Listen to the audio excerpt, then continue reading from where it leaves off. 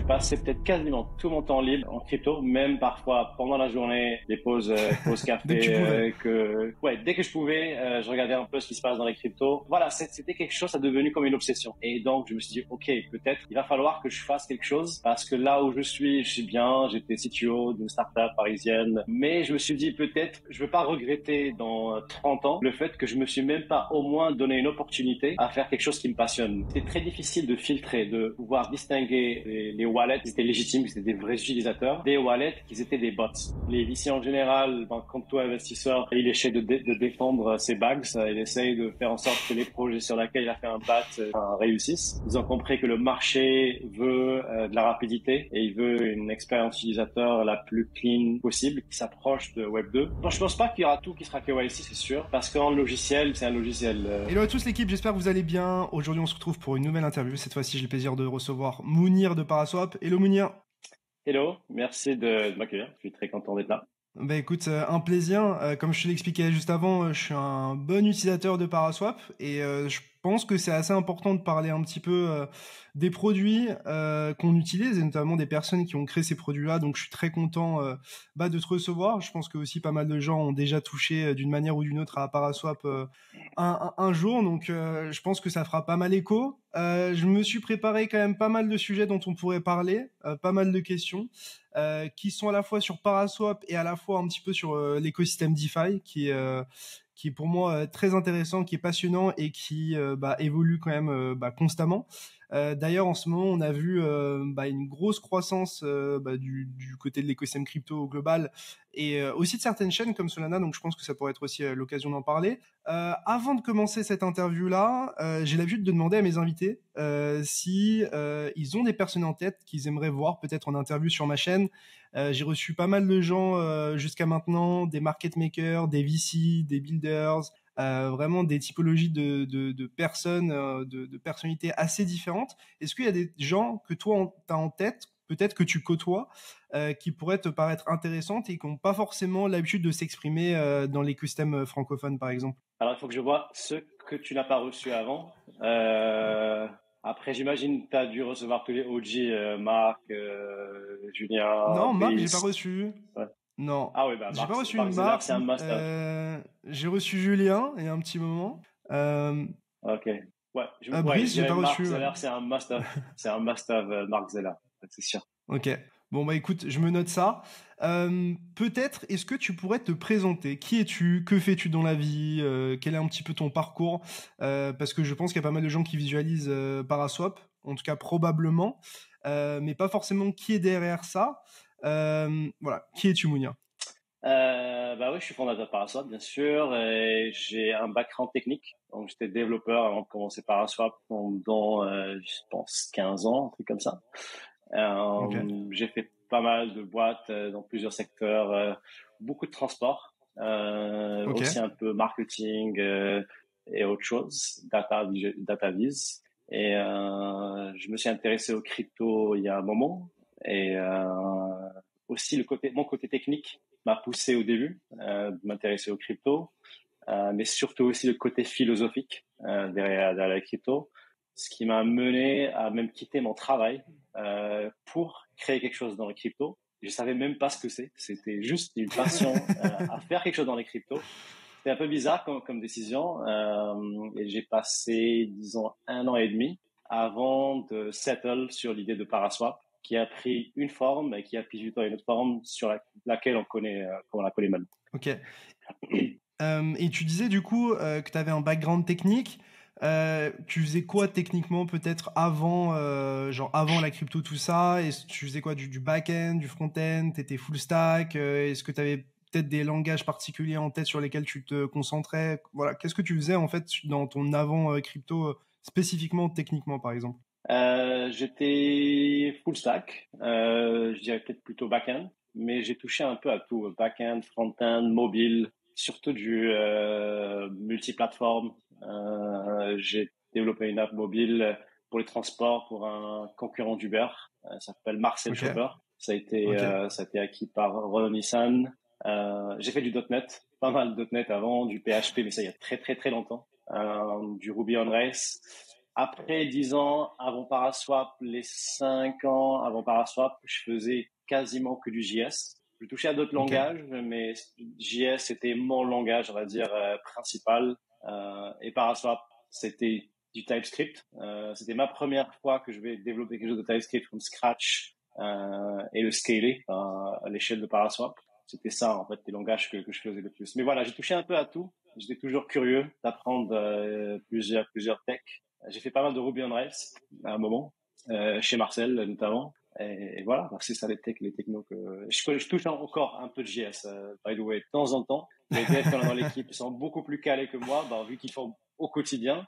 Mais je suis toujours fan de la programmation. J'aime toujours toucher, parfois ne serait-ce que Tu des codes protos encore? à titre perso. Ouais, de temps en temps, ouais. Ok. Et tu parlais justement du fait que tu avais quitté ton job, entre guillemets, Web 2, ou en tout cas, entre guillemets, classique dans le monde du web, pour justement te lancer en crypto.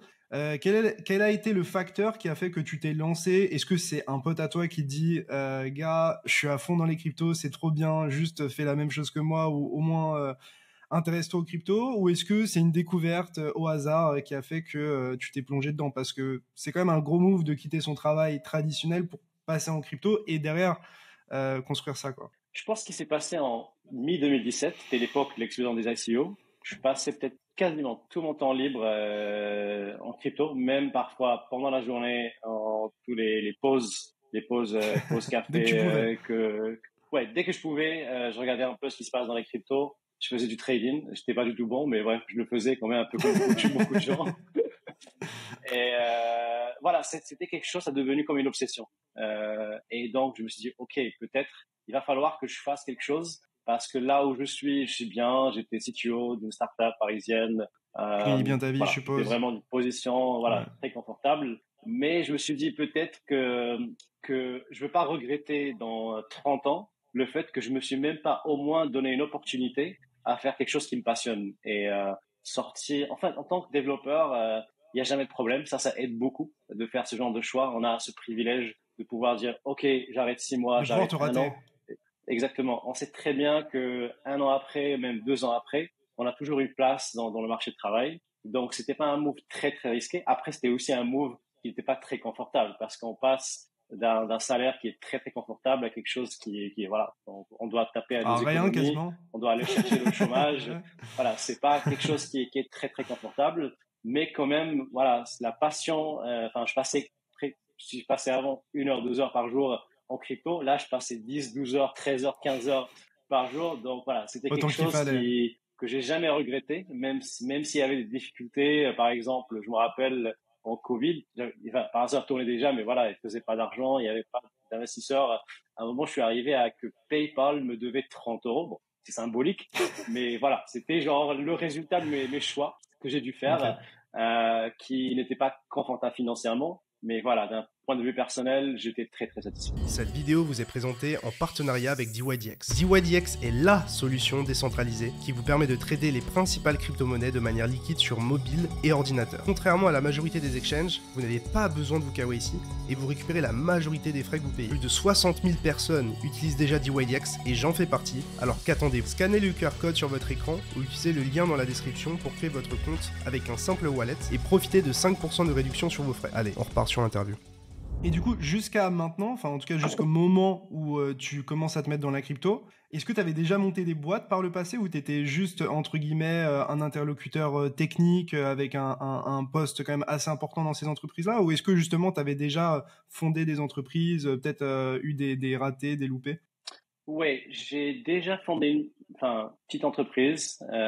C'était entre potes en 2011 dans le secteur marketing, email marketing. C'est une solution qui permettait de faire ce qu'on appelait la délivrabilité en email marketing, c'est-à-dire optimiser, on va dire, le contenu pour que ça passe les spam filtres. C'est voilà pour des Ok. marketeurs. Ça n'a pas très bien marché. Alors, après, on n'était pas à full time, on faisait ça à côté. Ça commençait à marchoter un peu. C'était une expérience. C'était une expérience surtout, on va dire, sociale, entre guillemets, pour être un entrepreneur et mais aussi ne pas choisir le bon timing, ne pas choisir les meilleurs, on va dire, le meilleur setup en termes d'équipe. Mais voilà, c'était pas quelque chose de très sérieux. C'était une petite aventure. Je faisais un moment du Amazon FBA, l'import de Je produits vois en ce que Chine, c'est. les revendre à Amazon. Ça, je l'ai fait un moment. Ça a bien marché. J'étais même top seller sur Amazon FBA. Après, c'était une petite expérience. On parlait de quelques milliers d'euros par mois de flux. Mais voilà, ça m'a appris beaucoup de choses. Mais je dirais surtout l'expérience chez Marcel où j'étais peut-être le premier employé. On était 4 au début, c'était 3 cofondateurs et moi, j'étais la première personne qui a rejoint l'équipe. Donc, j'étais aussi associé. Ça m'a appris beaucoup plus de choses parce que j'ai vu une startup en mode Grossière.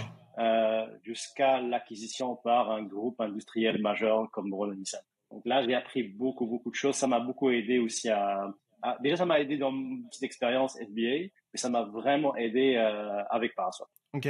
Et du coup, tu passes en crypto. Enfin, tu disais que s'il y avait 1 an et demi entre le moment où tu te mets vraiment full-time crypto et le moment où Paraswap naît, d'où t'es venue l'idée? Est-ce qu'il y avait déjà des concurrents qui faisaient ça? Comment ça s'est passé un petit peu ce moment où tu te dis, ok, je vais lancer Paraswap. D'où vient l'idée et d'où te vient la détermination de lancer ça aussi tout simplement à ce moment-là? Ouais, je dirais il y avait quelques itérations. Au début, je voulais lancer un produit data. J'ai pas trop accroché. Après, j'étais aussi un utilisateur de EtherDelta. C'était le plus gros Ouais. échange décentralisé à l'époque. Et ça marchait très bien parce que, enfin, à l'époque, il n'y avait pas d'échange décentralisé et les tokens qui sont pas listés sur Binance et Co, ils partaient tous sur C'est difficilement EtherDelta. Donc, il y avait accessible. beaucoup de Ouais. volume. Exactement, il y avait beaucoup de volume. Et donc, mais ça marchait pas trop bien. C'était très lent, l'UX n'est pas terrible. Et donc, c'était pour moi une opportunité évidente. Il y a un marché, il y a de la demande. Le produit n'est pas top. Donc, si on crée un meilleur produit et qui est bien vendu, bien marketé, etc., enfin, une bonne distribution, là, c'est une opération gagnante. Donc ça, c'était fin 2018. Moins d'un an avant, mais j'étais encore freelance. Je faisais aussi de freelance de temps en temps pour un Pour peu gagner un payer, peu on va ta vie, dire, hein. le loyer, les factures, etc. Logique. Et c'était qu'à mi-2019, un peu près comme ça.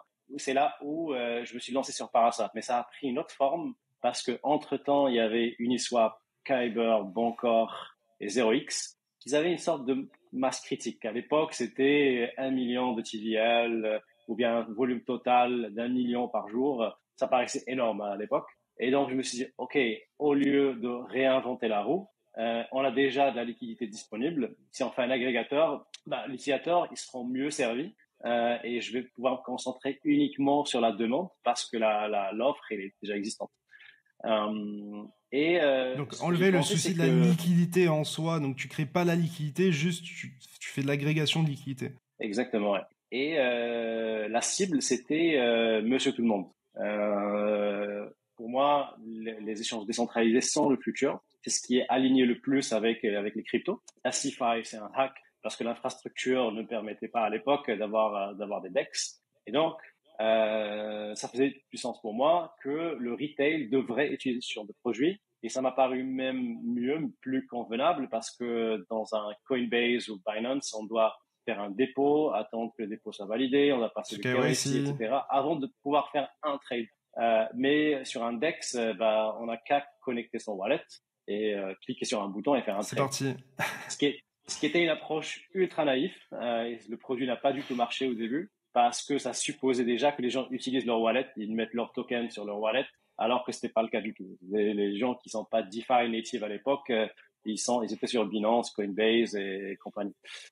Donc ça n'a pas bien marché. J'ai eu quelques feedbacks au départ et je me suis dit ok, bon, DeFi ça reste un produit de niche et donc il vaut mieux s'intéresser à cette niche itself, voir les DeFi natives. C'est la meilleure audience qui pourront être les meilleurs utilisateurs d'un produit comme celui-là, mais il faut qu'ils prennent une autre forme. Il ne faut pas qu'ils soient dans la forme dans laquelle il était en mi-2019, juin, juillet 2019. C'est là ce qui m'a fait pivoter un peu vers la version de Paraswap qu'on connaît aujourd'hui, qui est un agrégateur plus sous forme d'infrastructure que plutôt un produit retail. Ok. Donc il s'adresse pas uniquement à moi, qui s'adresse aussi peut-être à des institutionnels ou genre des wallets ou d'autres choses, quoi. Exactement. Ouais. Ouais, c'est un produit d'infrastructure. Principalement, Paraswap, c'est une API qui permet de retourner des données en temps réel du marché agrégé. Bon, à la fin, c'est donner à l'utilisateur le meilleur prix possible. Donc, c'est une API et l'interface, c'est en fait un des utilisateurs de cette API. Et la vision depuis le départ, c'était que Paraswap, le futur de Paraswap, c'est que ça se positionne uniquement côté infrastructure. Mais comme il y a beaucoup d'utilisateurs qui n'ont pas, bon, il n'y a pas 10 000 interfaces, surtout à l'époque, qui permettaient d'accéder à Paraswap, on a dû créer une interface qui permet en fait d'accéder au service comme voilà l'interface, on va dire par défaut, mais c'est juste un utilisateur entre autres.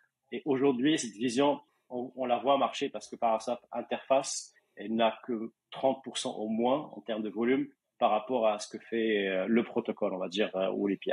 C'est un peu comme en soi Uniswap, qui ont augmenté par exemple leurs frais du côté interface, mais qui ne changent rien du côté entre guillemets back-end et auquel n'importe qui peut accéder par ligne de commande, par terminal ou par agrégateur comme Paraswap, quoi. Exactement, ouais, exactement. Et est-ce que tu peux un petit peu nous décrire l'ascension de Paraswap et la progression du produit, par exemple, depuis 2020 ? Qu'est-ce qui a changé de votre côté ?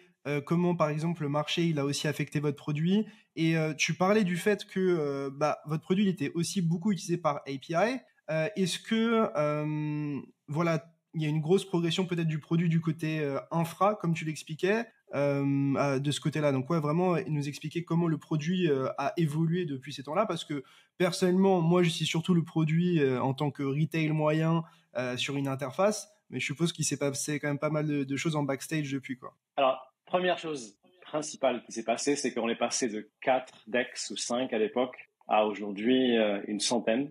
Et à l'époque aussi avec Uniswap, quelques pools, disons une dizaine, vingtaine, trentaine de pools. Maintenant, on parle de dizaines de milliers de liquidity pools un peu partout. Autre chose qui a changé, c'est les chains. À l'époque, c'était Ethereum. Tout le monde parlait que d'Ethereum. On avait même des débats. Est-ce que la DeFi devrait tourner que sur Ethereum? Même sur ETH 2.0, on disait, OK, ETH 2.0, c'est le futur. Il y aura des shards et la DeFi va vivre dans un shard. On parlait pas du tout de Layer 2. Voilà, il n'y avait pas une vision de Layer 2. Ça paraissait futuristique. Donc ça a beaucoup changé. C'était pas la roadmap d'Ethereum aussi, hein.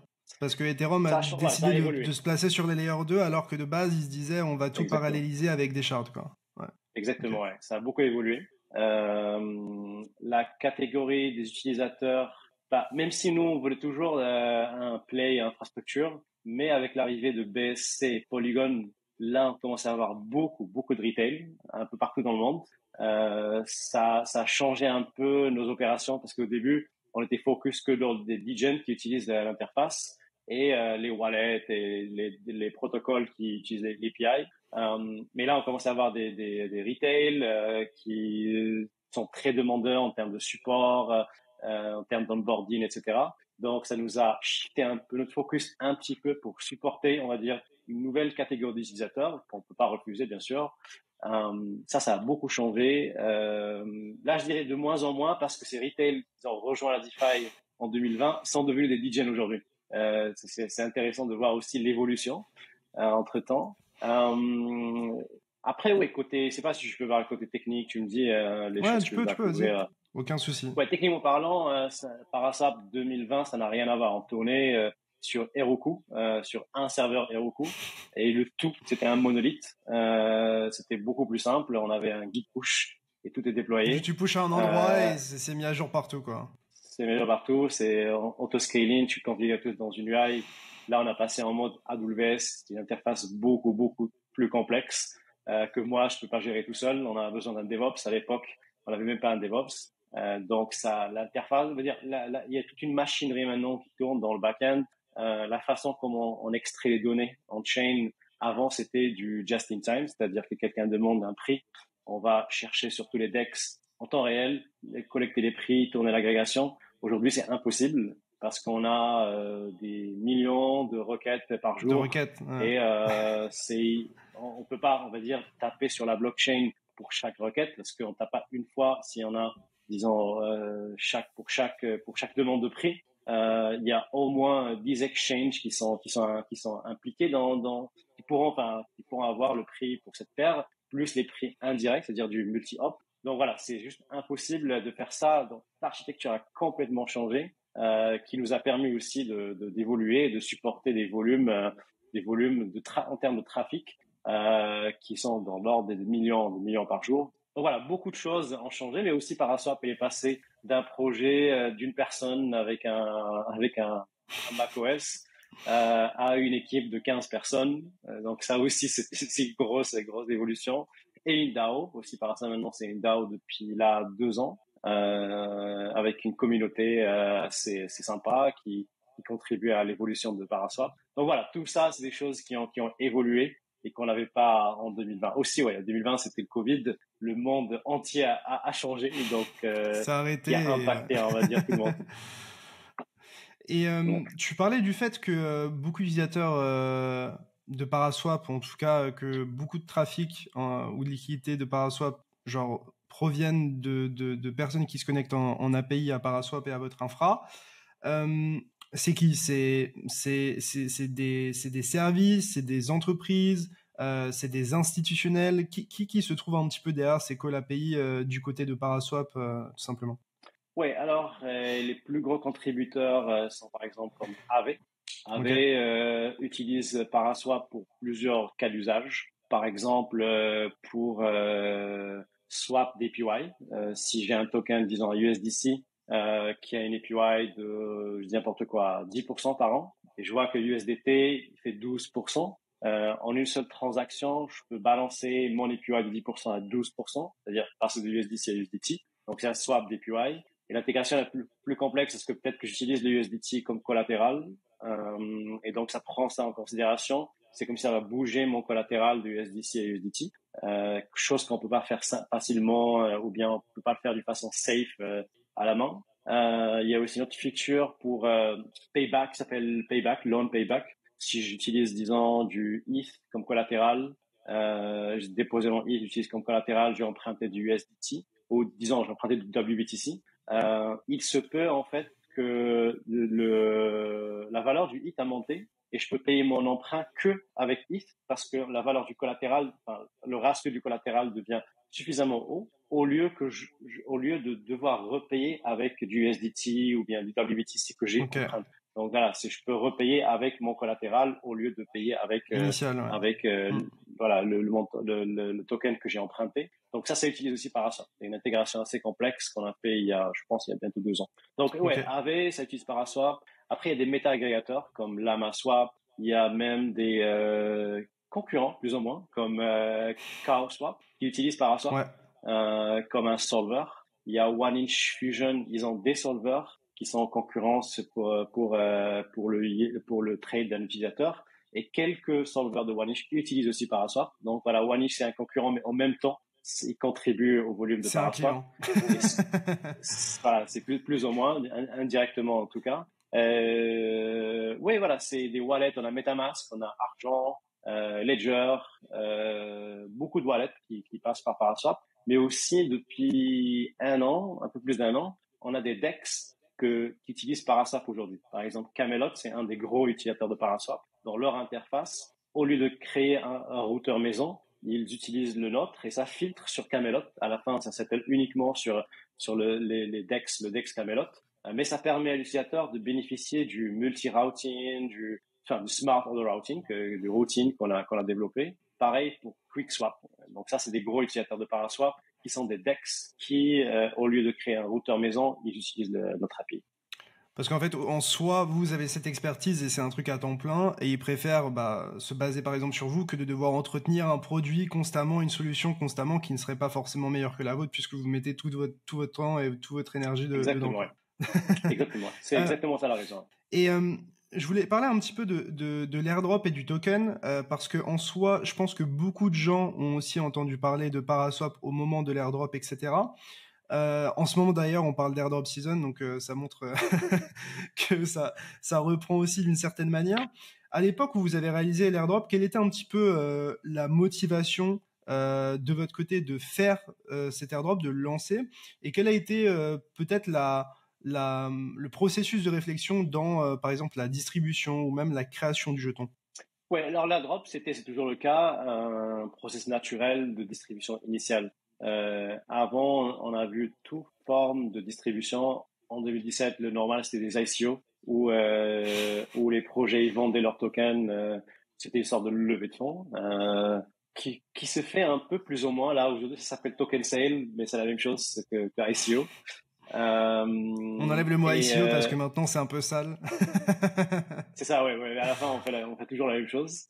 Airdrop, ouais, je dirais, parce qu'un token, enfin, une DAO, elle est censée être décentralisée. Et c'est la méthode que on a trouvée en tant qu'écosystème pour avoir une distribution initiale aux utilisateurs de la plateforme, quelle que soit la plateforme. Et donc, nous, on a suivi un peu cette technique. On n'a pas choisi de vendre des tokens. Mais Pourquoi vous n'avez la pas choisi de façon, la vendre méthode. des tokens, par exemple? Désolé de te couper, mais pourquoi vous n'avez pas fait, par exemple, une ICO? Est-ce que c'est parce que vous en aviez pas besoin? Est-ce que c'était un problème légal? Qu'est-ce qui... Ouais. Ouais, je pense qu'il y a beaucoup de challenges. Légal, c'est sûr, et certain. Et il faut choisir. Déjà, il y a le côté américain. Il faut toujours La SEC. filtrer les Américains parce qu'ils considèrent tout token, dans tous les cas, comme étant une security. Quoi qu'on fasse, y compris Matic et même Ethereum, on sait pas trop comment ils le voient. Donc voilà, c'est un gros challenge. Il y a certains pays aussi qui ne savent pas les cryptos. Donc c'est beaucoup de logistique. Et aussi, ça revient à la question de besoin. Est-ce qu'il y a un besoin en trésorerie pour vendre ces tokens ou bien est-ce qu'il y a un besoin de maximisation de décentralisation? On a choisi la deuxième parce que ça paraissait, d'un point de vue long terme, beaucoup plus aligné avec nos objectifs. Et donc voilà, c'est ça, on a choisi l'airdrop. C'était difficile pour nous parce que si maintenant c'est la drop season, à l'époque, c'était un peu fou parce qu'il y avait du farming season. Peut-être c'est toujours le cas, j'imagine. Et Moins, peut-être je dans pense. notre façon, on a fait. Oh, ok. Dans la façon peut-être qu'on communiquait, on a fait des erreurs. On donne l'impression que c'est ok de farmer, de overfarm, comme on disait. Et Ah, tu parles de ça fait farmer beaucoup justement d'attaques. pour avoir un airdrop et tout, c'est ça que tu veux dire? Ok. Exactement. C'est-à-dire avoir une sorte d'utilisation artificielle qui donnait l'impression que c'est légitime. Et ce qui a fait qu'on avait beaucoup trop. On avait une croissance exponentielle en termes d'utilisateurs qui ne reflétait pas, on va dire, les volumes. On avait des très bons volumes. On faisait dans les 100 millions par jour, un truc comme ça. Mais la partie farming représentait moins de 1% en termes de volume, mais il y avait beaucoup d'utilisateurs. C'était un peu inversé. 99% d'utilisateurs qui faisaient 1%. Et certains, ils étaient cachés derrière, sans exagération, des dizaines de milliers de wallets. On a créé un article en montrant, on va dire, des exemples. Mais le problème, c'est que pour filtrer les utilisateurs légitimes, c'était pas facile et on a commis beaucoup d'erreurs. Bon, si c'était à refaire, j'allais peut-être prendre beaucoup plus de temps. Mais voilà, on Parce a que fait moi, c'est un beaucoup truc qui d'erreurs. revient souvent, tu vois, à ce sujet-là, Ouais. dans le sens où, par exemple, tu sais, j'ai posé une question sur Twitter, enfin, j'ai fait un tweet pour justement me dire, ok, quelle question vous voulez que je pose à Mounir, typiquement, et j'ai vu qu'il y avait pas mal de gens qui étaient frustrés par rapport à Paraswap parce qu'ils n'avaient pas été éligibles à cet airdrop-là, et du coup, il y en a certains qui disent, ok, moi, j'ai pas eu ce que je devais avoir d'une certaine manière, Paraswap, ça me saoule, voilà, j'utilise plus, quoi. Et Ouais. moi, personnellement, j'avais pas suivi cette histoire-là. Parce que de mémoire, je m'étais pas impliqué dans ce farming ou en tout cas, j'ai pas utilisé Paraswap peut-être assez tôt parce que j'ai du mal enfin, j'ai mis pas mal de temps à me mettre à la vraie DeFi. Qu'est-ce qui s'est passé concrètement et quels sont les retours sur ça? Ouais, je pense que ouais, c'était très difficile de filtrer, de pouvoir distinguer les wallets qui étaient légitimes, qui étaient des vrais utilisateurs, des wallets qui étaient des bots. C'était ça le gros challenge. Ça nous a pris quelques semaines pour sortir un algo. Le problème, c'est qu'à chaque itération, on trouvait encore beaucoup de bots. Et il y avait aussi le cas de Ribbon Finance à l'époque où ils étaient farmés même par leurs investisseurs. Et donc, peut-être qu'on était dans une situation un peu parano où on devait se protéger et on Est-ce pensait que tu peux plus avoir un surtout aux gros drama utilisateurs. même du côté de tes investisseurs qui peuvent savoir, ok, il va y avoir un airdrop, peut-être que j'ai des infos, je farme comme un zinzin en tant qu'investisseur et j'essaye d'exploiter le truc parce que j'ai peut-être des informations supplémentaires par rapport aux utilisateurs, quoi. Exactement, ouais. Et donc, on est arrivé à un chiffre qui était proche des 20 000. Ça nous a paru OK parce que c'était pas loin, on va dire, de nombre d'utilisateurs quotidiens, vu le volume. Si je me rappelle bien, on était à un truc comme ça. Donc 1,5% des wallets généraient 95% du volume, quelque chose comme ça. Donc ça faisait du sens, alors que le total était plus de 1 million de wallets.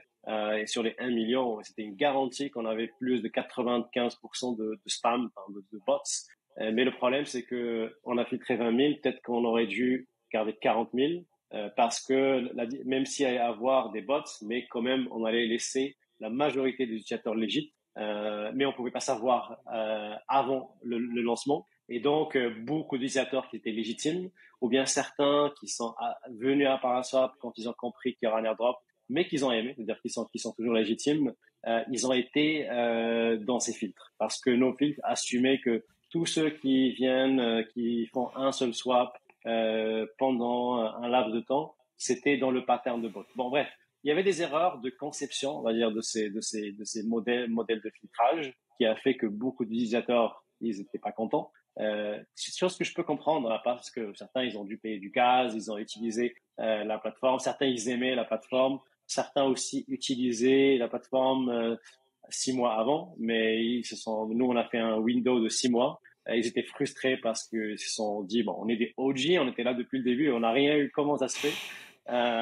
Voilà, bah, bref, on s'est excusé, on a essayé de refaire un deuxième airdrop. C'était difficile parce que la communauté existante, peut-être pour des bonnes raisons aussi, il disait que, ok, peut-être c'est trop tard maintenant, vu le bashing qu'on a sur Twitter, peut-être les gens qui recevront l'airdrop, ils seront pas contents, ils vont juste vendre à passer à autre chose. Donc voilà, c'était difficile. Je pense que c'était à refaire. Ce que je vois des projets faire maintenant, c'est de ne jamais faire que ça soit un événement one shot. Par exemple, publier la liste et demander un feedback. Ça, c'est une très bonne approche. Ou bien faire des saisons d'airdrop comme ce que fait, je pense, Optimism. Jupiter, Blur, voilà, ça c'est très bien. Voilà, c'est des modèles qui ont émergé après nous, mais qu'ils ont utilisé les grosses erreurs. Ouais, voilà. Mais ils ont utilisé nos erreurs aussi comme exemple. Ils ont utilisé les succès d'autres protocoles. Parce que vous aviez moins d'historique. Voilà. Ouais. On n'avait pas d'historique, ouais. On avait Uniswap, OneInch, je pense peut-être DYDX. Et le truc, c'est que, par exemple, DYDX, ils étaient à peu près ça. On est dans les 20 000, 30 000. On n'était pas très loin en termes de chiffres, peut-être sauf Uniswap. Mais voilà, dans tous les cas là, après 2 ans, on voit très bien les erreurs. Enfin, on les a vues quelques mois après. Difficile de refaire un airdrop parce que la communauté, elle est très sceptique maintenant d'un nouveau airdrop vu on va dire là ce qui s'est passé. Mais je pense que ce qu'on a fait depuis là avec PSP 2.0, ça a fait que la communauté existante, elle est très excitée de ce qui s'est passé sur Paraswap. Et là aujourd'hui, il y a un airdrop mais en forme de ETH qui se fait tous les mois, qui est plus efficace et qui contribue plus à la décentralisation du Paraswap. Est-ce que tu peux expliquer un petit peu les tokenomics du PSP et peut-être expliquer dans des mots, des termes assez simples, le PSP 2.0 justement que tu expliquais juste avant, parce que pour le coup moi j'ai acheté du PSP. Pour information, je t'ai pas parlé avant d'en acheter. Hein. C'est juste moi, j'ai vu le graphique me plaisait bien, j'ai vu que la capitalisation était faible. Non mais je tiens à le dire, tu vois, j'ai pas été payé pour faire cette interview, je ne t'ai jamais parlé avant d'acheter du PSP, etc. Je tiens à le dire. Peut-être tu peux confirmer. Ah oui, bien sûr, je confirme. C'est la première fois qu'on se voit. Ouais. En plus, je suis à Lisbonne, est-ce que tu vas pas en France. Donc, est-ce que tu peux peut-être expliquer, qu'est-ce qui a changé du côté du jeton PSP, parce que voilà, il y a aussi d'autres agrégateurs qui ont lancé des jetons, et je pense que quoi qu'on en dise, en vrai, les jetons que tu as en tant qu'agrégateur ou en tant que projet, c'est aussi un moyen de faire parler de ton application, en plus de récompenser les gens qui sont impliqués, quoi. Ouais, alors 2.0, il vient après le 1.0. C'était le modèle initial qui était de staker sur des market makers et partager des émissions de tokens sur un pool, qui a marché bien au début. Après, ça marchait beaucoup moins bien parce qu'on entrait de plus en plus dans le bear market. Les émissions de tokens n'étaient pas quelque chose de très positif pour on va dire l'écosystème Paraswap. Donc après, l'idée c'était Paraswap, c'est un agrégateur. À la fin, c'est que ça se comporte comme un DEX, donc ça génère du revenu, des fees. Et ces fees, ils dormaient, ils faisaient rien du tout. Et on s'est dit, ok, quels sont déjà nos objectifs long terme? C'est que Paraswap devient ce qu'on appelle en anglais un public good, un bien public qui n'est contrôlé par personne, donc qui est complètement décentralisé. Et comment on arrive là-dessus? si ces fees ils sont collectés par une entité ou bien par une équipe, ce qui n'était pas le cas dans tous les cas. Depuis le lancement de la DAO, les fees restaient sur un vault et que personne ne touchait. Pourquoi on ne créerait pas un système qui va connecter l'usage de Paraswap à des stakers et créer une sorte d'incentive d'utiliser Paraswap et de contribuer à Paraswap et de marketer Paraswap. Et le plus d'actions qu'on fait, le plus d'incentives qu'on reçoit. Et cet incentive, il est en ETH. Il n'est pas en token emission, il est en Ethereum. Et ces actions sont tradées, stakées, partager des liens d'affiliés. C'est un système de score, un peu comme une sorte de gamification de l'expérience. Comme les points, initialement. C'est des points, en fait. Ouais, là, les fameux points. Exactement, c'était ça l'idée, c'est de créer un système de points. Et ce qu'on appelle Paraboost, c'est un score qu'on obtient à la fin, qui dépend de tout cela. Et donc, le plus qu'on aide Paraswap à s'améliorer, le plus que notre share dans la pool de Paraboost, elle augmente. Le plus que l'augmente, on augmente notre share. Tu prends des parts des revenus du protocole, ouais. Ouais, exactement. Ça se réinitialise chaque 4 semaines, sauf le stake qui est bien sûr qui est constant parce qu'on le fait une fois, sauf si ça change. Et donc c'est ça l'idée, c'est que on maximise l'usage de Paraswap et qu'on connecte l'intérêt des stakers avec le succès de Paraswap. Ce qui n'était pas le cas avant. Avant, on stakait du PSP et on s'attendait que les market makers fassent du volume, qu'ils fassent ou pas. En fait, il y avait pas une vraie connexion entre les deux. Là, ce n'est plus que du staking passif. Il faut être actif et le plus qu'on est actif, le plus de ETH reward qu'on va recevoir. Enfin, des commissions en ETH qu'on reçoit. C'est ça l'idée la philosophie derrière. Alors ça, c'est pour ça qu'on l'appelle social escrow. Il y a le côté social de ce programme. Je pense que ça évite aussi le fait de redonner de l'Ethereum, qui est en soi collecté avec les swaps, etc., je suppose. Ça évite aussi d'émettre abondamment des jetons et donc de diluer constamment les gens qui ont des jetons et au final de faire baisser le prix entre grands guillemets mécaniquement. Ce que beaucoup de projets ont fait, je pense que les play to earn, c'est ça globalement. Donc je pense que en soi, en tant qu'utilisateur de play to earn, bon, c'était cool à un moment, mais quand t'as pas assez de demandes et que tu fais que créer des jetons, en général, ça se termine mal, quoi. En bull market, c'est ça notre expérience avec. Ouais. Là, excuse-moi, c'est ça notre expérience avec PSP 1.0. En bull market, les émissions marchaient très bien parce qu'on voyait que les market makers, ils compensaient un peu avec les jetons et ils baissaient leur prix. Donc, ça marchait super bien. Le système RFQ qu'on avait, qui était sujet à ce tokenomics, il marchait super bien. Le market share, on était à un moment jusqu'à 30 à 40%. Mais en entrant dans le bear market, les market makers, ils voyaient plus ces incentives comme des vrais incentives. Ils les voyaient juste comme un bonus, mais qui n'impactait plus du tout leur pricing. Bon, ça on parle pas des users, on parle de market makers, mais à la fin, ça revient même comment on valorise un token. Et là, ce n'était plus quelque chose qui aidait Paraswap à se développer. Excuse-moi, je te dis. Non, t'inquiète. Je voulais juste parler peut-être un petit peu de la concurrence. En quoi, par exemple, les autres solutions qui sont disponibles sont peut-être différentes d'une certaine manière et par rapport à ces solutions-là, est-ce qu'elles ont des tokenomics qui sont similaires? Est-ce qu'ils sont aussi décentralisés? Comment se positionne en fait Paraswap par rapport à ses concurrents et quelles sont les autres solutions disponibles tout simplement? Ouais, alors les concurrents principaux, il y a OneInch qui est le plus connu. Il y a 0x Matcha, mais c'est en fait 0x le protocole qui est un autre concurrent. Après, il y a Chaoswap plus ou moins, c'est un concurrent. Comme je disais, c'est à la fois utilisateur et aussi concurrent. Après, on a du long tail. Il y a beaucoup d'autres protocoles, beaucoup d'autres agrégateurs. Il y a Kyber aussi qui sont aussi en même temps un agrégateur. Il y a beaucoup. Donc, je peux comparer plutôt avec les top 4. Nous, on va dire qui se positionnent, on va dire, qui font le plus de volume.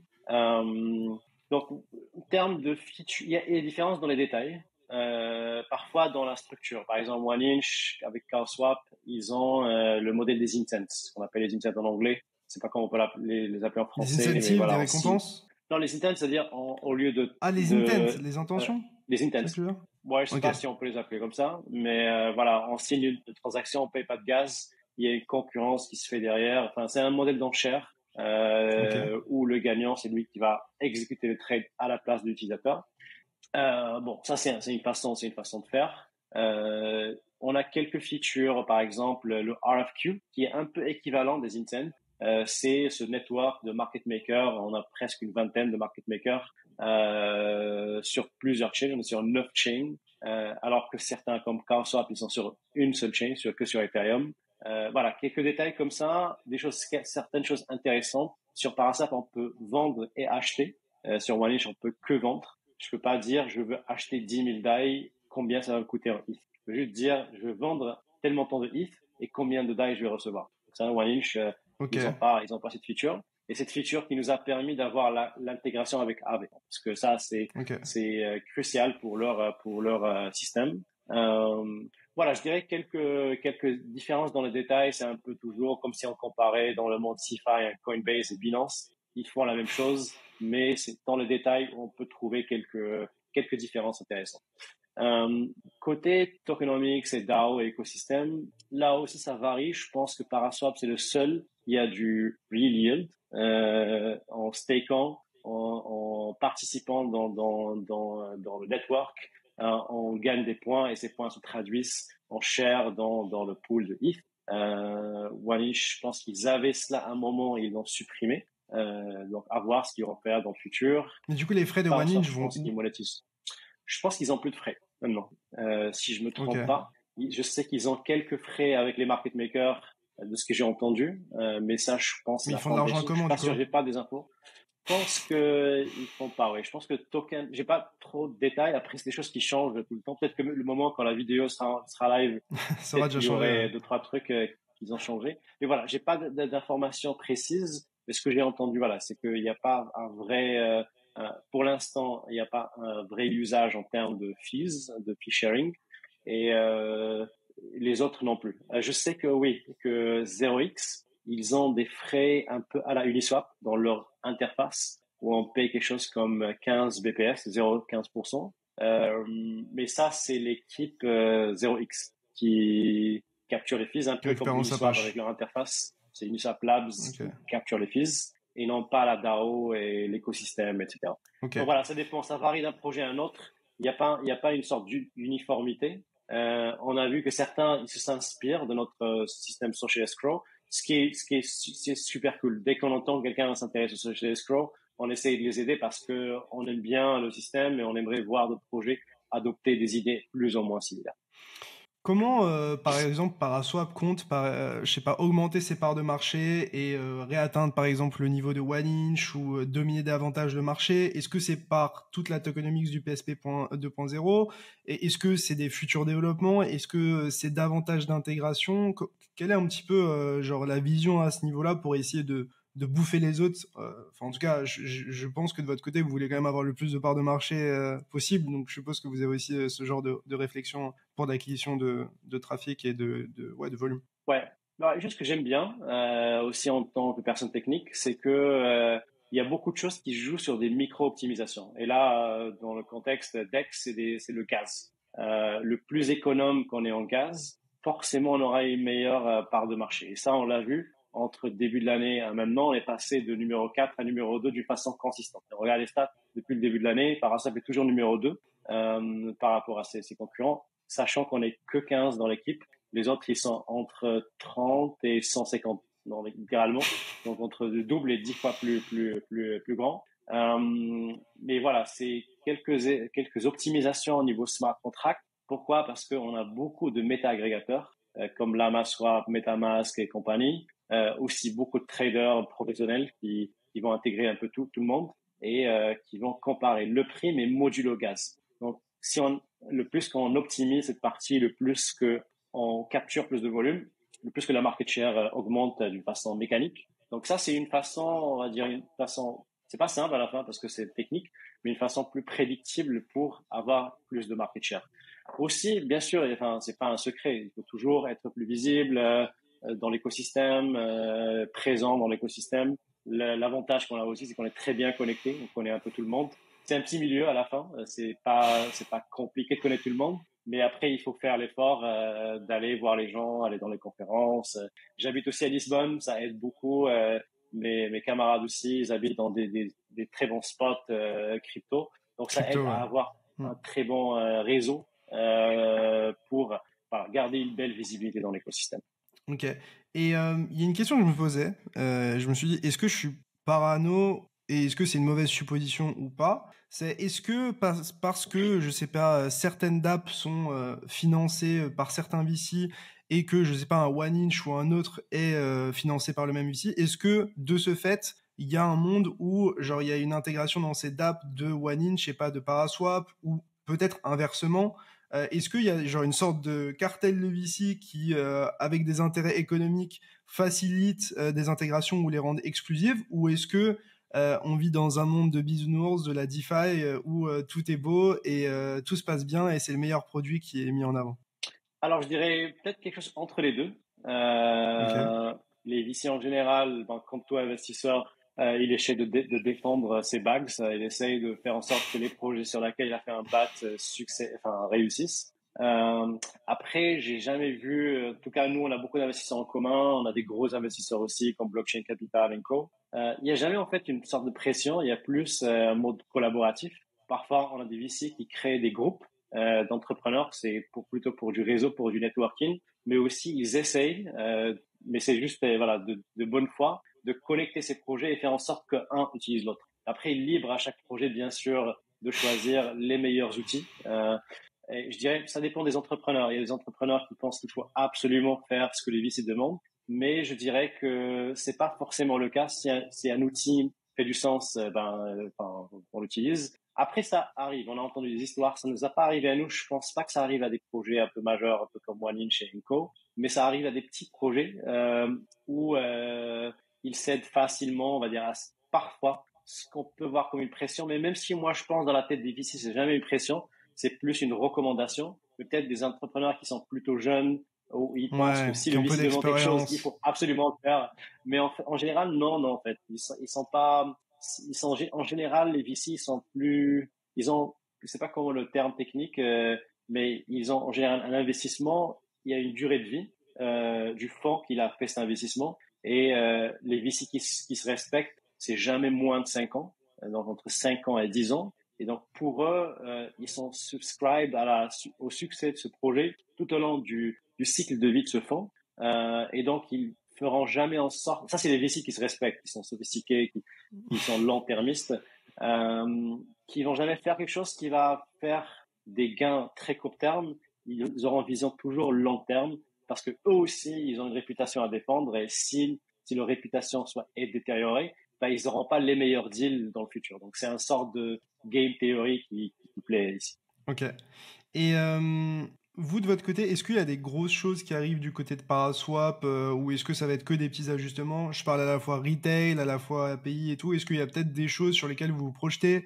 Est-ce que c'est des nouvelles chaînes? Est-ce que c'est des nouvelles solutions techniques? Je sais pas, un nouveau produit? Ouais, comment vous voyez un petit peu l'avenir de ce côté-là? Ouais, il y a des choses qui se font au quotidien. C'est toujours des améliorations des produits actuels. Par exemple, pendant l'interface, toujours amélioration du X, des micro-changements qui font beaucoup de différence, que parfois les utilisateurs ne voient pas. Mais un peu, c'est ça le truc de l'UX. C'est ce qu'on me disait un ancien collègue à moi. L'UX, c'est comme une blague. S'il faut l'expliquer, c'est qu'elle n'est pas bonne. Donc voilà, ça, c'est quelque chose qu'on fait au quotidien.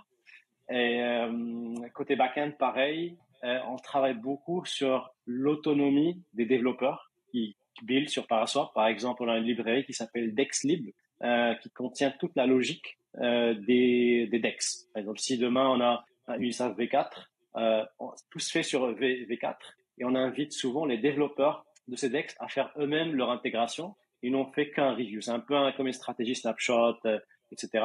Donc ça, on essaye de faire en sorte que les développeurs soient les plus autonomes possibles. Ça permettra de Paraswap de scaler plus. Et l'objectif final, c'est de tout décentraliser. C'est que il y aura plus besoin d'une équipe qui maintient un Paraswap, que tout devient automatisé et self-service, même y compris rajouter une nouvelle chain. Aujourd'hui, il y a toujours besoin de quelqu'un qui va faire les smart contracts, qui va les déployer, etc. Demain, ce que je veux, c'est que si, disons, une chaîne X, Y, Z qui vient de se lancer, ils veulent leur Paraswap, ben, ils n'ont qu'à déployer leur Paraswap, ça va fonctionner comme ça, automatiquement. Donc, tout ce qu'on fait va dans cette direction. Tout nouveau projet, il doit s'inscrire dans la future décentralisation de Paraswap. Et je voulais un petit peu avoir peut-être ton opinion technique sur Ethereum et sur les solutions qui sont en train de se déployer. Est-ce que tu es raccord, par exemple, techniquement avec ce qui se fait sur Ethereum, tu sais, le fait que, par exemple, on capitalise énormément du côté scaling sur les layers 2, ou est-ce que c'est une fausse bonne idée et ça fragmente peut-être la liquidité d'une certaine manière? Je sais que c'est des arguments que certains avancent, peut-être même du côté de Solana. Je pense que c'est eux qui essayent surtout de prêcher cette conviction-là, qui est pour moi aussi entendable. Mais pour le coup, moi, je suis pas quelqu'un de spécifiquement technique, très impliqué à ce niveau-là, et je me dis que tu serais probablement une des meilleures personnes pour peut-être avoir un avis là-dessus. Ça me paraît le bet sur les layers 2 la plus pragmatique et aussi la plus décentralisée. Parce que si l'alternative avec le sharding, ça veut dire qu'il y a une très très forte dépendance aux efforts de la Ethereum Foundation et tout ce qui tourne autour. Mais aussi, enfin, les lois de physique, quoi qu'on fasse, il y a toujours une limite en termes de scalabilité. Et une seule chain ne peut jamais supporter, en disant à Wall Street on-chain. C'est juste impossible. Donc, le besoin d'avoir des chains qui Même tournent Solana, en par exemple, parallèle. ou tu parles que de Ethereum pour le coup? Ouais, parce qu'en fait, si on regarde, prenons le trading à haute fréquence, on parle De un équivalent millions de de blockchain transactions. ouais, de nanosecondes. On n'a pas des blocs, on peut pas avoir des blocs à nanosecondes parce qu'il y a aussi la physique qui nous limite. Et donc, quelle que soit la chain, elle pourra jamais supporter autant de trafic, mais des layers 2 qui seront peut-être plus centralisés, mais qui se reposent sur la sécurité d'Ethereum, pourront être une solution. Ou bien même des layers 3 qui reposent sur la sécurité d'un layer 2 qui reposent sur la sécurité de layer 1. On peut avoir la même chose, Ça fait beaucoup c'est-à-dire de le layers. même niveau de scalabilité. Oui, mais par exemple, si on prend que Facebook, ça date une info d'il y a 10 ans, que leur base de données qu'ils utilisent pour mettre les données de leurs utilisateurs, ils avaient à un moment jusqu'à 60 millions de requêtes par seconde. Voilà, c'est ça. Si je pense pas que Solana arrivera à 60 millions de requêtes par seconde, c'est juste impossible pour un système décentralisé. C'est un système ultra centralisé et c'est des gros challenges de scalabilité, etc. Donc, je pense que on peut matcher les performances de Web 2 avec des technologies Web 2, mais en utilisant la sécurité du Web 3 ou bien de la blockchain, Ok. qui permet en fait plus de transparence, d'auditabilité, de scalabilité, enfin pas de scalabilité, mais voilà, transparence, d'auditabilité, de tout ce qui permet en fait tout ce qu'on peut avoir sur les blockchains aujourd'hui, mais qu'on n'a pas sur les technologies Web 2 actuelles. Donc ouais, je dirais Layer 2, ça me paraît le plus smart. Mais peut-être qu'il y aura d'autres choses dans le futur qu'on voit pas encore. Ok. Bah écoute, déjà, merci pour cette réponse. Pour le coup, moi, je parlais de Solana et aussi des Layer 2, mais globalement, j'aime bien, comment dire, avoir des biais et faire en sorte qu'ils soient challengés continuellement. Parce que l'écosystème change continuellement aussi, tu vois. Il y a tellement de changements que si tu te dis, ok, ça c'est ma conviction pour les 10 prochaines années, mec, c'est impossible. Enfin, Ah ouais. c'est pas réaliste vu à laquelle l'écosystème évolue, quoi. Donc c'est pour ça que j'aime bien me challenger mes convictions personnelles et surtout avec des personnes aussi techniques que toi. Tu parlais de Layer 2. Quelles sont pour toi les meilleures options disponibles, que ce soit techniquement, économiquement, je sais pas, des choses qui te parlent personnellement et que les gens pourront peut-être creuser, utiliser davantage? Pour usage ou dans quel contexte? Genre sur les L2 que tu vois, quelle est un petit peu ton opinion et ton avis critique sur ce qui Ouais. est disponible? Ouais. Ouais, moi je pense que ceux qui sont live et qu'on voit une sorte de masse critique en termes d'usage, c'est les optimistic rollup, comme Optimism, Arbitrum, Base, etc. Mais le modèle que je voyais parfait toujours, c'était les ZK rollup, comme ZK Sync, Starknet et compagnie. Mais même si en théorie, c'est ça ce qui est censé être un layer 2, c'est des ZK rollup et pas des optimistic rollup, on peut entrer dans la raison pourquoi. Mais le problème, c'est que c'est beaucoup plus complexe de faire que les ZK rollup scale. Ça va arriver, c'est juste question de temps. Ils sont déjà live dans tous les cas, ils sont utilisés, etc. Mais la performance ne matche pas encore ce qu'on a dans les optimistic rollup. Rapidement, la différence, c'est optimistic rollup, ça se repose surtout sur la théorie des jeux, C'est dans on fait l'interaction avec la confiance, chain, etc. on fait confiance Oui, d'une certaine exactement. manière. exactement. On fait confiance, mais en fait, on a des systèmes qui pourront dénoncer si jamais il y a une fraude. Et cette dénonciation coûtera cher à celui qui fait de la fraude. C'est un peu plus ou moins d'une façon très très high level. Si on fait confiance et on va plus vite. On va plus vite, exactement. On peut aller beaucoup plus vite. Même là, côté technologique, c'est beaucoup plus simple que des ZK Rollup. Les ZK Rollup se reposent uniquement sur des preuves mathématiques. Et ça, c'est beaucoup plus complexe que la partie, on va dire, game theory. Et l'avantage des ZK Rollup, c'est que on sent pas que c'est un layer 2. Tout est instantané. Le passage du layer 1 à layer 2 est instantané. On n'a plus ce que sur Optimism. Si on veut sortir d'Optimism, en fait, ça prend 7 jours parce qu'il y a une sorte de fenêtre pour voir s'il y a une fraude, pour attendre que personne va dénoncer cette fraude. Et si personne dénonce, ben on suppose que c'est OK qu'il s'est rien passé. Pour qu'on puisse sortir du L2. Exactement. C'est ça le problème des Optimistic Rollup, c'est qu'on n'a pas trouvé une vraie solution. Et les 7 jours, c'est totalement arbitraire. Il n'y a pas en fait une vraie raison mathématique ou technique derrière les 7 jours. Mais voilà, on va dire, il faut commencer quelque part. Et aujourd'hui, on voit le succès d'Arbitrum et d'Optimism. Ça montre que c'est pas que la partie technique qui compte vraiment tant que c'est secure, évidemment. Mais il y a d'autres considérations qui sont, voilà, la facilité d'usage, le go-to-market, etc. Et est-ce que tu as regardé un petit peu d'autres blockchains qu'Ethereum? Je pense, je sais pas, à Multiversix, je pense à Sei, Sui, Aptos, je pense à Solana, évidemment. Est-ce que, voilà, dans ces solutions qui existent, il y a des choses qui te parlent?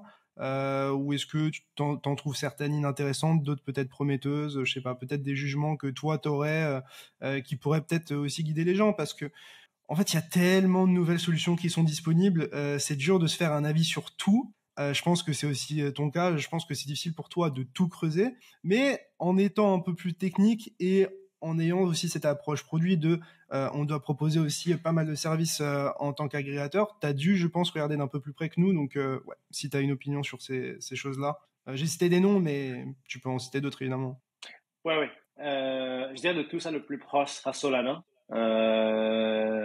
qui ont aussi une approche très, très pragmatique. Ils ont compris que le marché veut de la rapidité et il veut une expérience utilisateur la plus clean possible qui s'approche de Web 2. Donc ça, c'est pas des raisons techniques, mais voilà, des raisons purement pragmatiques. Et ça a très très bien marché Solana par rapport à tous les chains qui se sont lancés depuis. Solana, je dirais peut-être c'est presque aussi grand qu'Ethereum. Alors j'ai pas les chiffres, mais de ce que j'entends, peut-être tu sais mieux que moi. Cette vidéo vous est présentée en partenariat avec DYDX. DYDX est la solution décentralisée qui vous permet de trader les principales crypto-monnaies de manière liquide sur mobile et ordinateur. Contrairement à la majorité des exchanges, vous n'avez pas besoin de vous KYC et vous récupérez la majorité des frais que vous payez. Plus de 60 000 personnes utilisent déjà DYDX et j'en fais partie, alors qu'attendez-vous? Scannez le QR code sur votre écran ou utilisez le lien dans la description pour créer votre compte avec un simple wallet et profitez de 5% de réduction sur vos frais. Allez, on repart sur l'interview.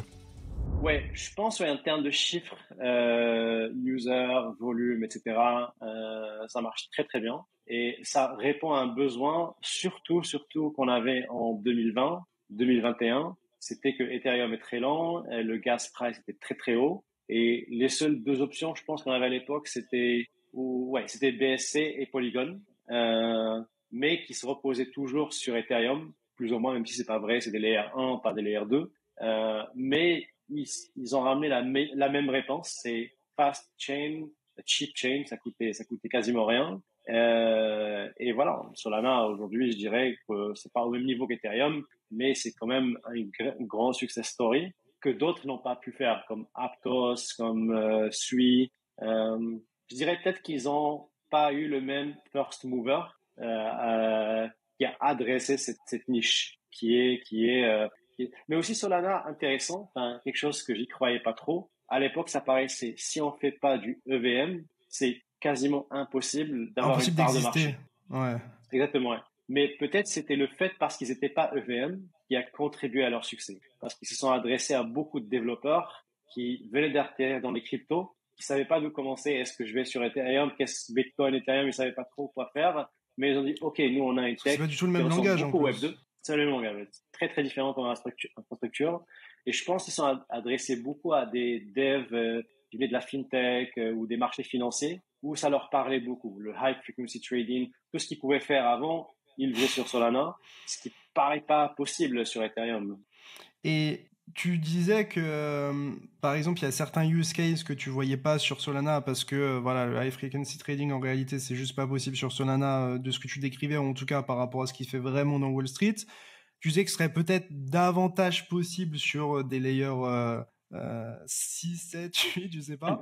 Euh, et, et, et, et jusqu'à où on peut voir Solana? Est-ce que tu penses qu'on verra rapidement des limites ou est-ce que c'est quelque chose qui est crédible dans la majorité des cas? Ouais, dans un layer 1, il y aura toujours des limites. On peut aller à 1000 transactions par seconde, 2000 transactions. Parce qu'à un moment, enfin, c'est la limite de la physique. T'as entendu parler de Le FireDancer plus ou pas? Fire Dancer, non. Ok. C'est un nouveau client qui va se lancer sur Solana et qui promet genre énormément de transactions par seconde. Je crois qu'on parle de 100 fois plus. Et des tests qui ont été faits apparemment sur des conditions réelles avec le même hardware, avec les mêmes conditions, etc. Et apparemment, ils vont lancer ça, je sais plus si c'est Q2 2024 ou quelque chose dans ces eaux-là. Et du coup, ils disent que pour le même hardware, on peut faire beaucoup plus. Donc c'est pour ça que bah, en ce moment, je trouve que Solana est assez prometteur, mais en même temps, j'ai peur que ce soit genre trop beau pour être vrai, et etc. Tu vois, donc je suis un peu toujours en train de me battre avec mes biais. Je sais pas si ça t'arrive. Mais, Ouais, ouais, grave, ouais, ouais. Bon, en tout cas, j'ai dû changer d'avis beaucoup de fois. Au début, j'y croyais pas du tout en Polygon BSC. Pour moi, tout allait se passer sur Ethereum. Et s'il y a quelque chose qui va se passer, pas sur Ethereum, ce sera sur des L2. Mais voilà, j'avais pas raison et on voit que ça marche très bien, surtout Polygon. Ce que ça a devenu Polygon, c'est impressionnant. On dirait pas si on allait voir Polygon quand ça s'appelait Matic en 2020. On n'allait jamais, bon, en tout cas moi perso, j'allais jamais imaginer que Matic allait devenir ce qu'est Polygon aujourd'hui.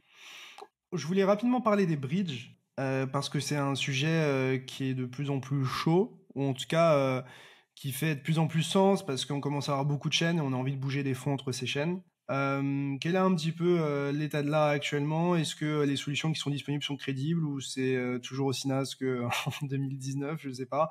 On voit qu'il y a des accélères qui commencent à faire des choses qui sont assez prometteuses. On voit Wormhole aussi qui est en train d'accélérer, bon, évidemment qui se fait farmer pour un airdrop, qui lève des fonds, etc. Est-ce que tu as pu un peu tester ces solutions-là et comment tu les vois peut-être s'intégrer dans Paraswap tôt ou tard? Ouais, c'est intéressant le développement, surtout après le hack de multi-chain, où on commence plus facilement, avec plus de recul, à distinguer plusieurs modèles de bridge, des bridges natifs, des bridges qui sont ce qu'on appelle des messaging protocoles, des protocoles de messaging, comme Axelar, Layer 0, etc. Ou des DApp qui utilisent la liquidité pour bouger les assets d'une chaîne à une autre. Axelar, c'est un message passing, mais aussi les trade-offs en termes de décentralisation. Des choses qui n'étaient pas visibles. Avant, tout le monde utilisait multi-chain parce que c'était le moins cher, le plus rapide. Mais Donc on n'avait après, pas trop c'était le une choix black aussi. box. Ouais, c'est vrai, parce que c'est toujours, on va dire, vraiment le moins cher. Mais c'était une black box. C'est juste qu'on passait par leur serveur AWS. Il y avait quelqu'un derrière qui prenait les tokens d'ici et les mettait de l'autre côté. Euh, mais ouais, je pense que c'est intéressant. Nous aussi, on a fait des recherches l'été dernier sur les bridges. On explorait même Bitcoin, comment on peut faire des swaps Bitcoin natifs vers un autre token.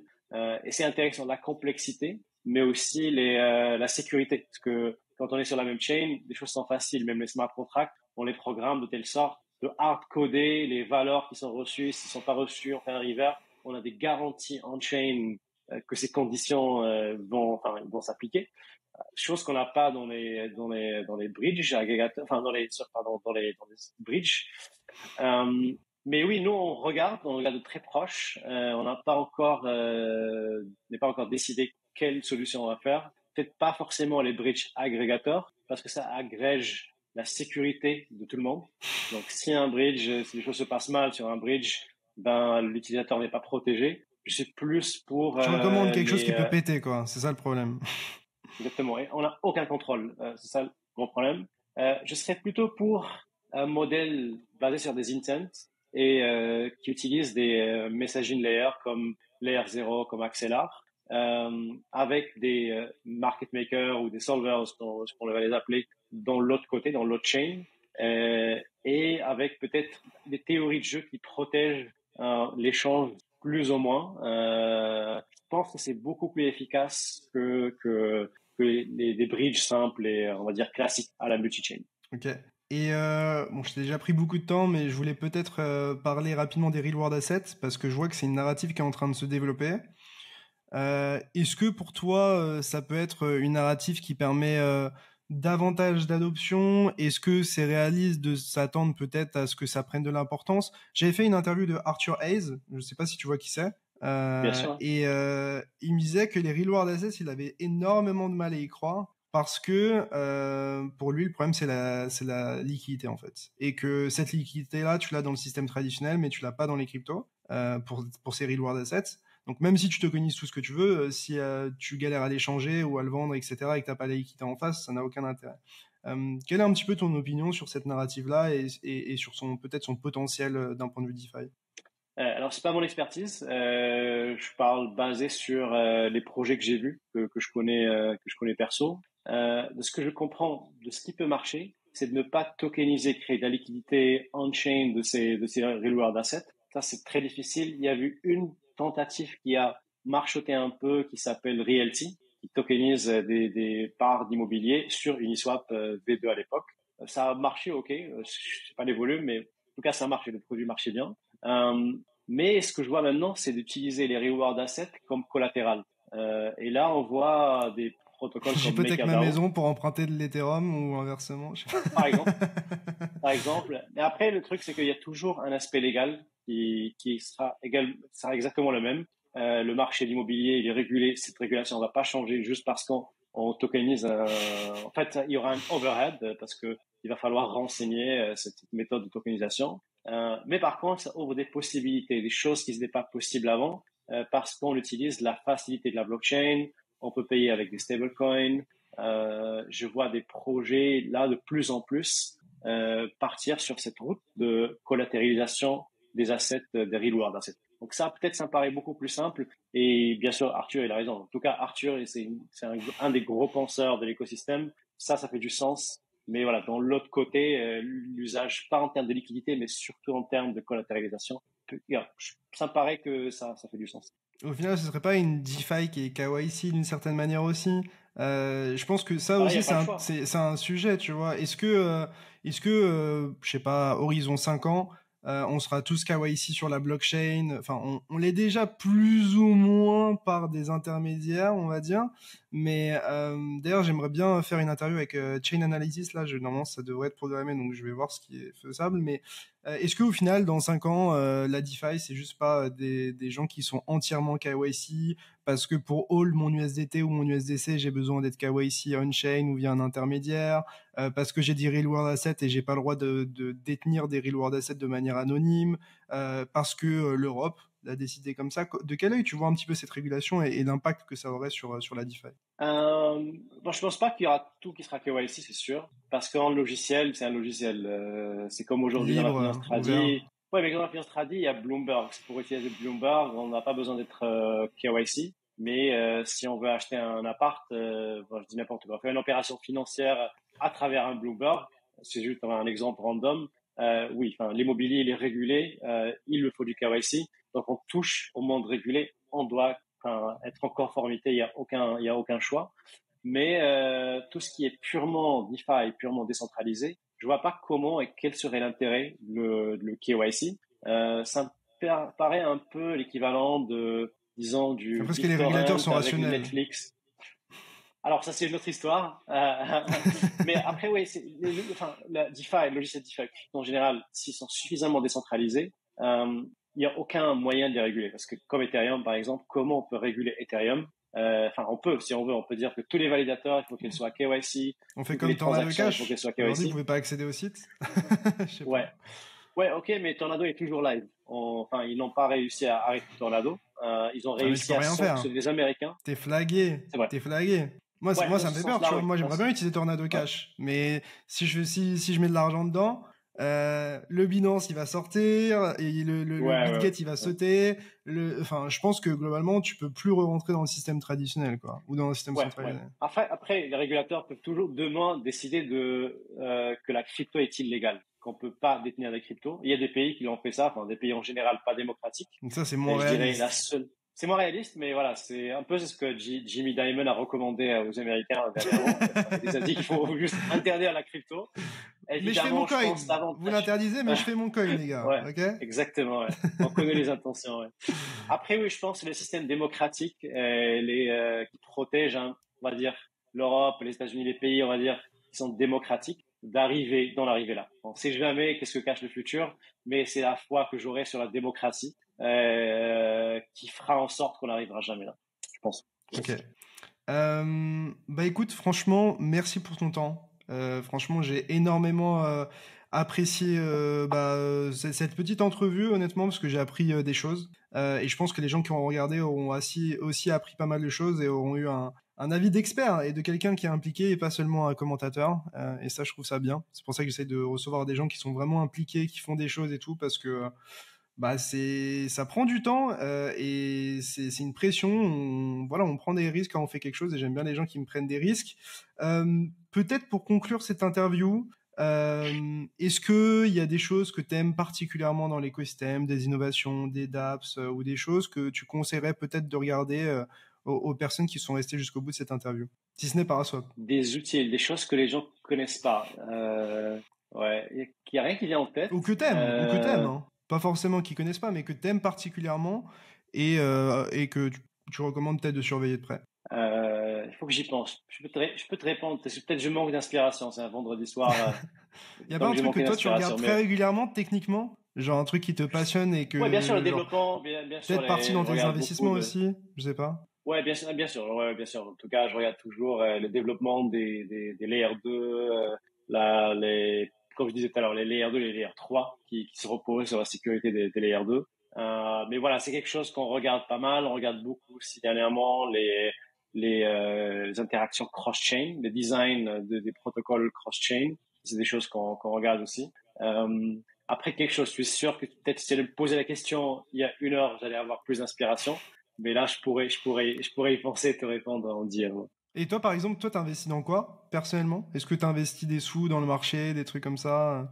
Je dirais les derniers 12 mois, j'ai pas vraiment investi. Peut-être parce que ma tête était que sur Paraswap et Build et penser, on va dire, à quels seraient les futurs technologiques de Paraswap. J'ai pas trop investi. Après, j'ai hold tout ce que j'avais avant et À peut-être savoir?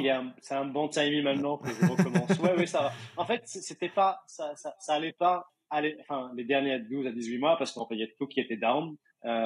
Mais le secret pour moi, c'était de ne plus ouvrir mon wallet, ne pas voir Juste ce qui se hold. passe. Voilà, juste hold et forget about it. Et je pense que maintenant, on commence à voir que c'était pas une mauvaise idée, quoi. Ok. Bitcoin, Ethereum du coup, peut-être d'autres? J'essaye de tirer les verres du nez, hein.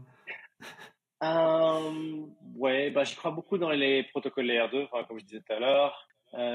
Des Layer 1, why not? Je pense que Nomad, si je me trompe pas, ça commence à donner, pas Nomad, j'ai oublié ce nom, enfin, c'est un nouveau Layer 1. Bref, tous les protocoles qui se basent sur ZK, comme Scroll et Co, ils sont très prometteurs. Après, moi, je suis biaisé sur ZK-Sync, parce que je suis investisseur chez ZK-Sync. J'y crois à fond, je connais très bien la team. Ils sont très très forts. Ça prend du temps, mais parce que les ZK Rollup, ça prend du temps parce que c'est que des maths et de la cryptographie. Donc évidemment, je suis très très ZK Sync, mais tout ce qui tourne autour de l'écosystème ZK. Je pense que c'est le futur. Ça prendra du temps. Peut-être qu'on verra de plus en plus ce cycle, comme on avait les R2, les Optimistic Rollup, le cycle dernier. Mais moi, ça me dérangerait pas de voir des ZK Rollup arriver à la masse critique encore un autre cycle, c'est-à-dire dans 6 ans, 7 ans, etc. Ok. Merci énormément pour ton temps. Je mettrai tous les liens pour te suivre et suivre Paraswap en description et en commentaire épinglé. Si jamais vous avez apprécié cette interview, n'hésitez pas à vous abonner et mettre un petit like. Et aussi peut-être à mettre en commentaire ce que vous avez retenu ou si vous avez des questions pour Mounir, peut-être à l'occasion, il pourra y répondre ou au moins jeter un coup d'œil par curiosité pour voir ce que les gens se disent après cette interview ou peut-être sur Paraswap. Mais voilà, encore un grand merci d'avoir participé. On se retrouve très vite. C'était Picsou, c'était Mounir. Tchuss.